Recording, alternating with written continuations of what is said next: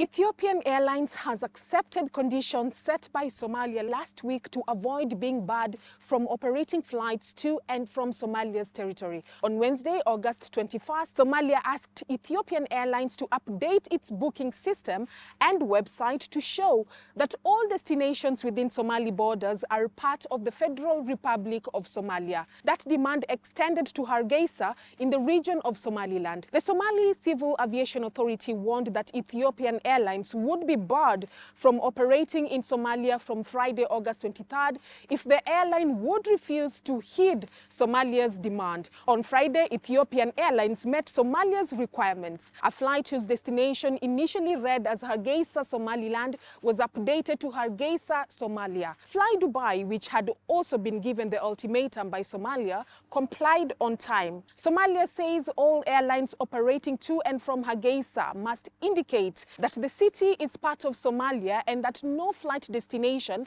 within the Federal Republic of Somalia should stand alone without the country's name or code. Ethiopian Airlines had written to the Somali Civil Aviation Authority on Thursday, August 22nd, requesting for more time to address concerns raised by the regulator. Through its chief executive officer, Ethiopian Airlines said, in the interest of maintaining the long-term relationship developed over the years, this is to kindly request you to give us more time to review the issues and come back to you with a response. The Somali Civil Aviation Authority, however, rejected calls for extension, saying given the technological capabilities available, we believe the necessary corrections should not take more than 2 days. The regulator added that if the deadline is not met, the authority will have no option but to suspend the operations of Ethiopian Airlines in Somalia until this matter is satisfactorily resolved. The following day, which was the Friday deadline, Ethiopian Airlines complied with Somalia's demand. Somalia said that should the airline fail to correctly